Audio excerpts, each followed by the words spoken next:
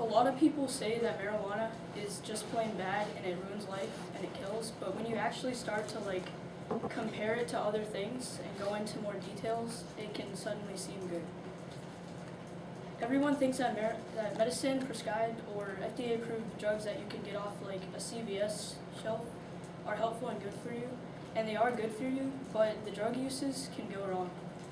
Sometimes teens or adults take more than the recommended dose because some people think that taking 5 painkillers will help their pain go away faster and more effectively.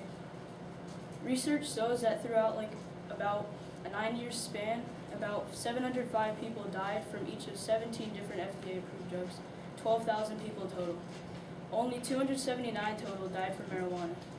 If you think that's a lot, it really isn't, because they didn't actually die from the marijuana. The deaths were just the secondary cause that could have possibly been contributing to the death. Although the 12,000 deaths of FDA-approved drugs were the primary cause. It's not just drugs that you can compare against. 50% of alcohol, 50% of people drink alcohol regularly. Many people die from alcohol use, and barely anybody dies from marijuana use. It isn't hard to die from alcohol overdose, but it is also near impossible to overdose on marijuana. Alcohol damages the brain, causes cancer, and is addictive, and marijuana does not do any of those. Alcohol does not digest very easily, and over time can start to build up inside your brain and poison or even kill you. Overall, alcohol, which is legal in almost every square foot of America, is more harmful than marijuana from yourself to other people.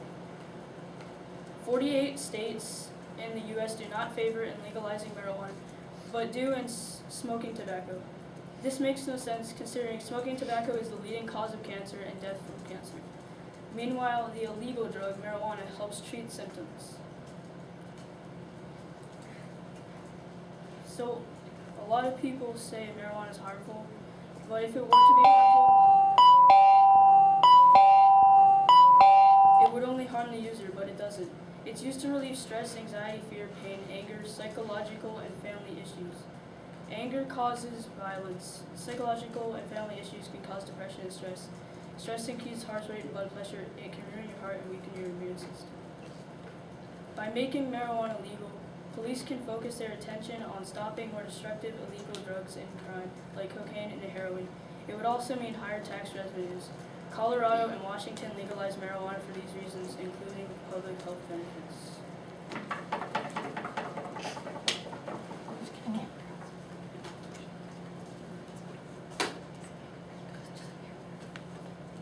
So you've already heard that marijuana has terrible short and long-term effects on physical health and can cause students to drop their education, but it also has serious psychological effects. Legalizing marijuana would have a negative impact on Americans mentally. Smoking marijuana can cause a person to be more susceptible to schizophrenia, which is a mental disorder in which a person experiences reality abnormally and often has hallucinations, paranoia, delusions, and compulsive behavior. High doses can cause a smoker to be at risk of schizophrenia and other psychotic illnesses. Because of marijuana, these illnesses can come at a much earlier age than normal. The risk is higher if the person's relatives have schizophrenia or they have a background of schizophrenics in their family.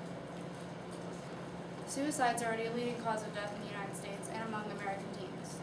Marijuana is a contributor to that. Marijuana doesn't lead directly to someone dying, but can cause the events that lead to the user's death, such as a suicide.